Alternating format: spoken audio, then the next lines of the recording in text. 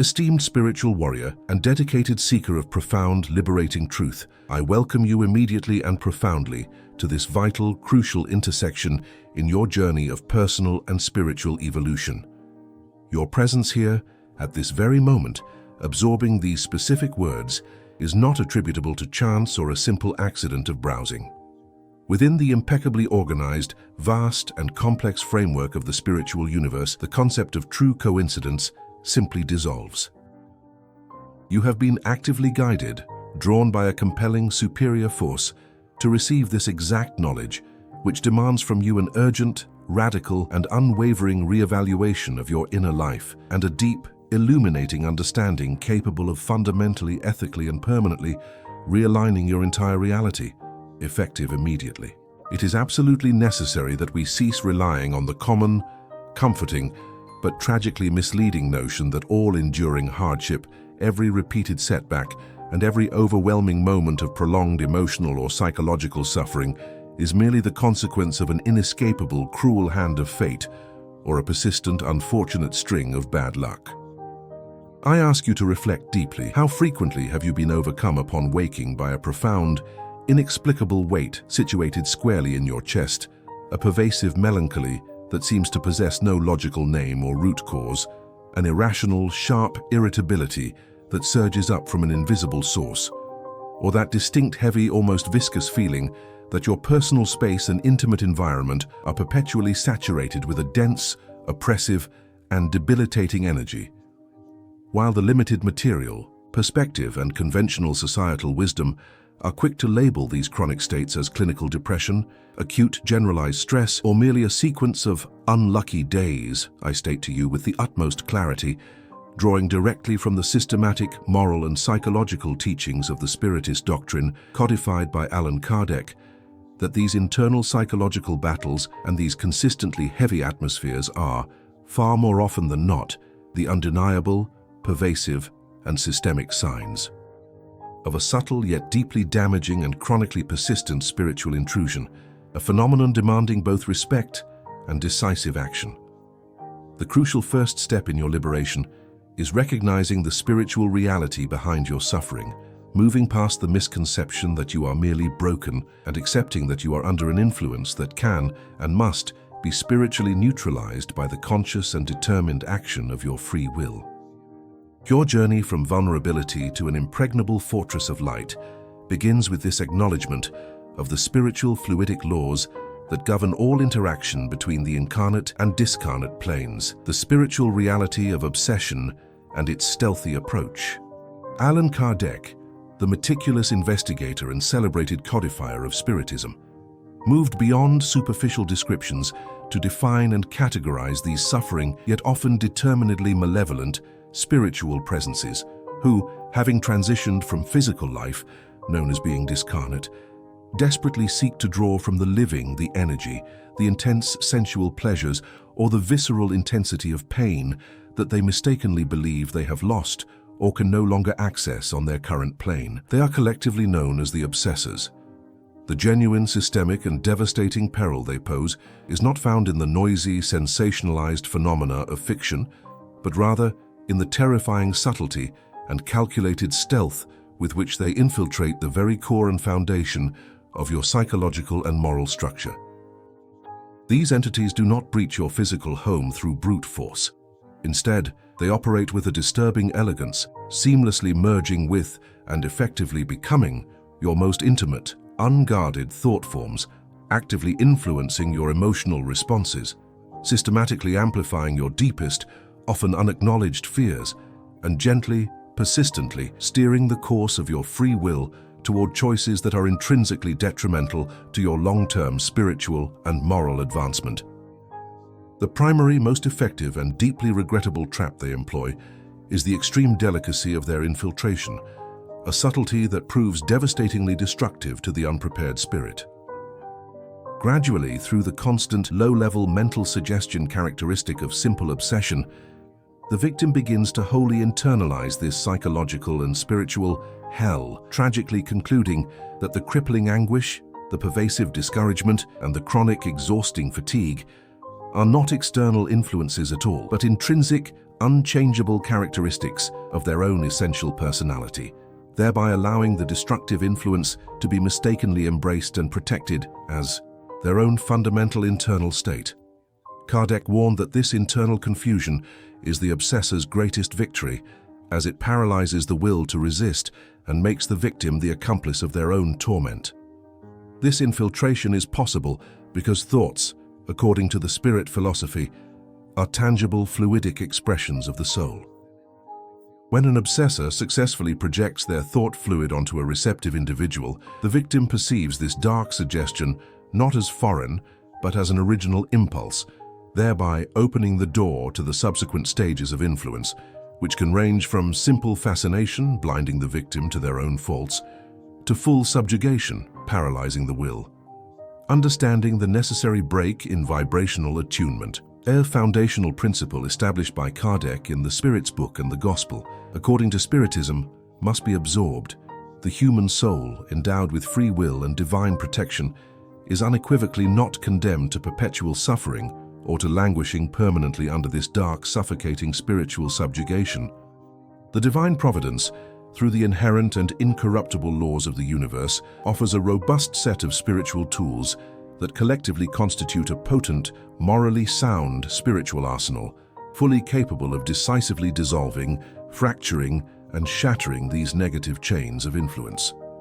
The true, lasting key to freedom and effective spiritual defense does not lie in seeking out fleeting magical charms, superstitious, ephemeral rituals, or relying on external, temporary fixes.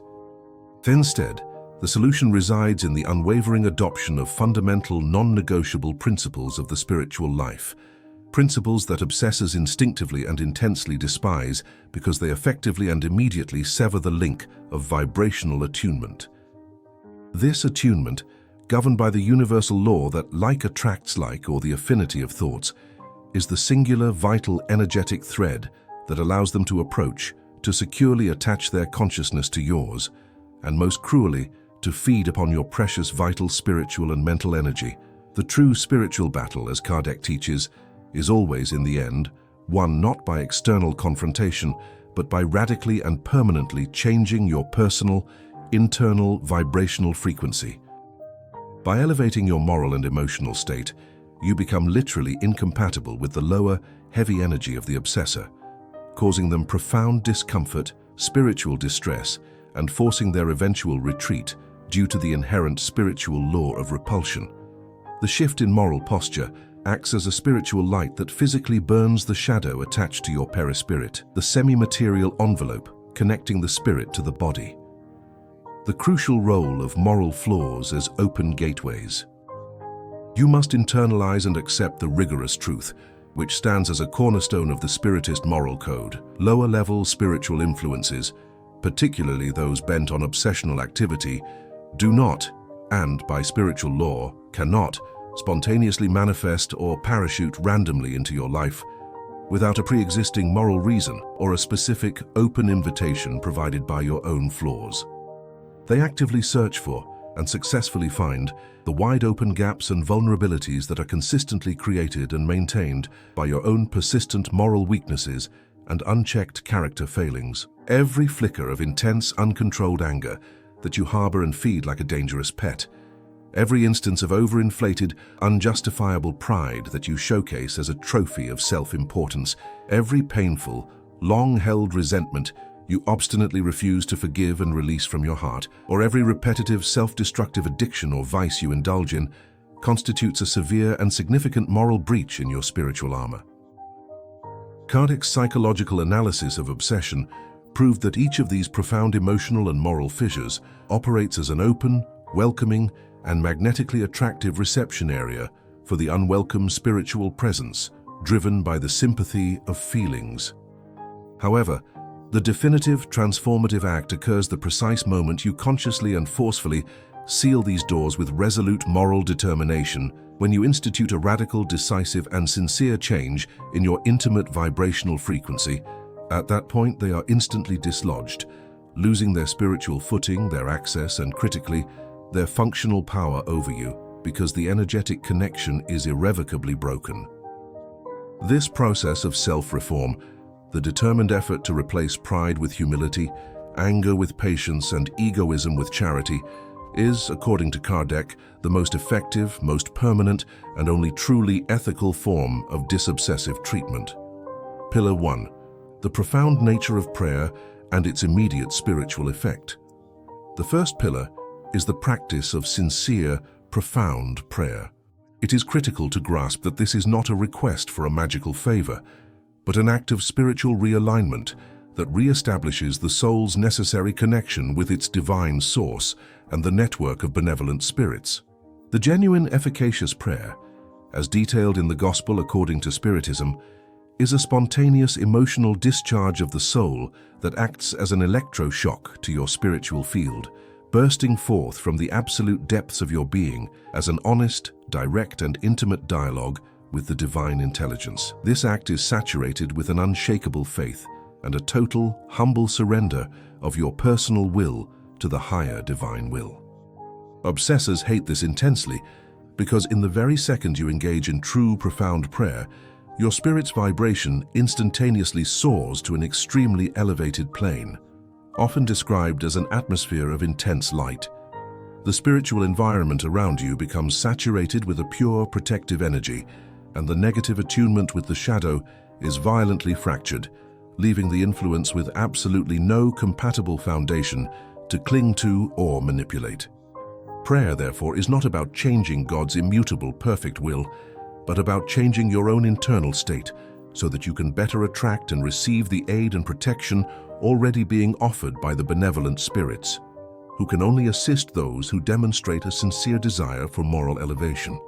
The effectiveness lies entirely in the quality and sincerity of the thought, the intensity of the pure desire, not the volume or the number of words used. A single, heartfelt invocation has more power than hours of mechanical, indifferent repetition, because the thought fluid emitted is purer and more potent. The mechanism of prayer: energy, light, and mental strengthening. Kardec emphasized that prayer is a dynamic, active force. It is a potent emission of high-frequency thought energy. When your heart and conscious mind turn sincerely toward the higher moral dimension, you actively radiate powerful, organized waves of light and beneficial fluids that affect not only your own psychophysical health, but also the entire surrounding spiritual atmosphere, which is composed of universal fluid that is molded by thought. This concentrated spiritual irradiation performs an immediate, radical purification of the ambient spiritual fluid, effectively dissipating the dense miasma often left by negative entities. It also strengthens your mental faculties by focusing and directing your thoughts away from the obsessor's suggestions, like an intense mental exercise in concentration, and, most importantly, throws open a vibrant portal for the direct, active intervention of the benevolent spiritual mentors and guides, who see your elevated vibration as an invitation. The prayer of the heart acts as a spiritual purifier, making it vibratorially and spiritually impossible for lower, disturbing entities to remain in the vicinity due to the principle of repulsion. They are unable to breathe, metaphorically speaking, in the highly refined spiritual fluid generated by sincere faith. Just as physical darkness cannot coexist with intense light, spiritual shadow cannot sustain itself where the intense, unified light of the soul's sincere connection to God is actively radiating. Sustained prayer, performed not just in crisis, but as a daily spiritual hygiene and discipline, builds an invisible, unshakable wall of consistent, elevated vibration around your entire being, making your mind a resistant target for lower influences by permanently raising its average frequency. Pillar 2. The moral imperative and dynamic effect of active charity. If sincere prayer elevates the soul's frequency and provides internal purification, then work in the service of good, or active, practical charity, is the necessary, aggressive movement and moral action that forcefully expels all darkness and negativity with tangible spiritual authority. Obsessing spirits recoil from and utterly despise it when a person commits to actively serving and helping others, because they understand that genuine charity is not merely a passive donation. It is a spiritual fire that simultaneously consumes the painful moral residue of self-interest, egoism, and stagnation, while intensely illuminating both the soul who selflessly gives and the person who receives the comfort and aid. As long as your mind remains stagnant, narrowly closed, and fixated exclusively on your own personal problems and chronic complaints, you remain an easy, attractive target for destructive, parasitic thoughts. Conversely, the moment your heart actively expands to assist, to console, or to simply offer a sincere gesture of fraternity, you immediately generate a powerful circulation of intensely positive energy, a flow that leaves absolutely no stagnant, welcoming space for the darkness to settle, take hold, or thrive. This active outpouring of selfless love breaks the cycle of self-absorption, egoism, which Kardec identified as the root of all evil and, by extension, the fundamental cause of spiritual vulnerability. By displacing your focus from your own torment to the suffering of another, you deprive the obsession of its primary food source, self-pity and complaint. The spiritual law of reciprocal action and protection. The practice of good deeds, as taught through the moral lessons of the Spirit's book, operates under the spiritual law of reciprocal action. Charity is not a loss, it is an immediate, powerful spiritual gain that is paid back in refined spiritual fluid, light, and protection. Those who have sincerely and selflessly served know the undeniable truth. The resulting spiritual fortification and shielding are not just conferred upon the recipient. The giver is equally and deeply renewed, fortified, and spiritually protected by the benevolent fluids attracted by the act of love. This energetic, powerful, positive exchange is a source of profound torment for obsessors because they are incapable of tolerating environments saturated with active solidarity, purposeful action, and selfless love. The requirement for effective good work does not demand monumental sacrifice. It begins profoundly in the smallest, yet most significant moral attitudes of your daily routine. The sincere word of encouragement, the active listening ear, the patience offered in a difficult situation, or the simple act of forgiveness offered to a perceived enemy. These acts carry the potent spiritual magnetism of universal fraternity, which fundamentally alters the entire spiritual atmosphere around you and ensures the repulsion of lower influences because your energy field becomes incompatible with theirs, establishing a protective spiritual barrier based on moral merit. The very essence of the Christ's moral teaching, which Kardec organized, is this law of love and service, and it remains the ultimate defense against all forms of spiritual darkness. Pillar the third, the strategic necessity of mental discipline and vigilance. If sincere prayer provides elevation and active work in the good compels moral motion, then the discipline of your thoughts stands as the strategic, concrete, and necessary wall that maintains your entire spiritual field of force in a state of total, absolute, and unshakable equilibrium. Obsessors profoundly hate it when a person consciously learns to monitor their own mind with unyielding vigilance, because it is precisely in the moments of your mental carelessness, moral inattention, and psychological distraction that they find the most dangerous, inviting gaps through which they can easily infiltrate and establish manipulative control. Every idea, every thought form you choose to nurture is a potent seed carrying a specific charge of power. Some seeds will mature into peace and hope. Others will tragically flower into corrosive resentment and paralyzing fear. Your mental field, Kardec taught, is the workshop of your soul, and what you consistently choose to cultivate determines your ultimate spiritual destiny and the objective quality of your reality. The obsessor relies entirely on your internal garbage, exploiting and fanning into flame the emotional and moral waste that already exists within you.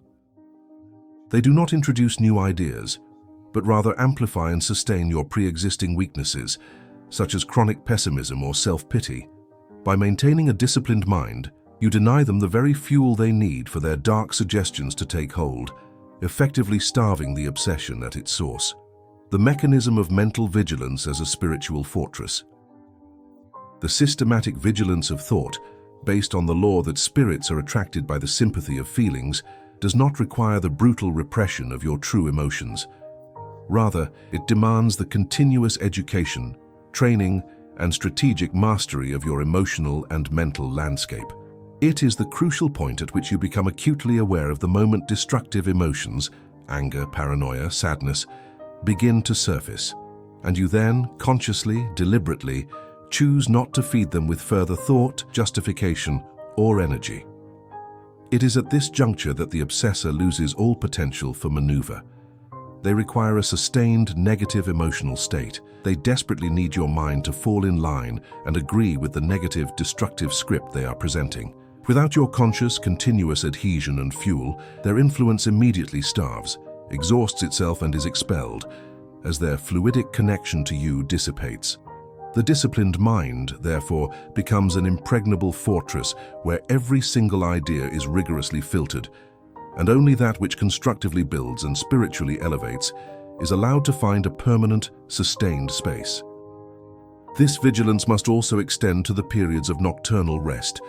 For the soul that retires to sleep after a final prayer, cultivating gratitude and peace, prepares its spirit for elevated, protective spiritual experiences, creating the most effective defense against the spiritual assaults that often occur during the state of sleep, as the spirit's activity is most free from the body's influence and therefore most easily influenced by those it sought out before rest. The inseparable tripod, unity as the supreme defense. We must conclude with the supreme teaching derived from the synthesis of Kardec's work. Sincere prayer, active work in the good, and unwavering discipline of the thoughts must be viewed not as three independent tools, but as an inseparable spiritual tripod, a unified and total system of defense. You must never fall into the illusion that these can be practiced in isolation. Prayer, while elevating the soul, risks becoming sterile and ephemeral if it is not immediately accompanied by moral action. The power of prayer needs to be transformed into movement through charity and service. Similarly, the one who prays and acts but fails to vigilantly monitor their own mind leaves gaping moral and mental holes through which the shadow can easily find its way back. Your true, enduring and stable equilibrium is born at the exact point where prayer nourishes your heart and attracts light.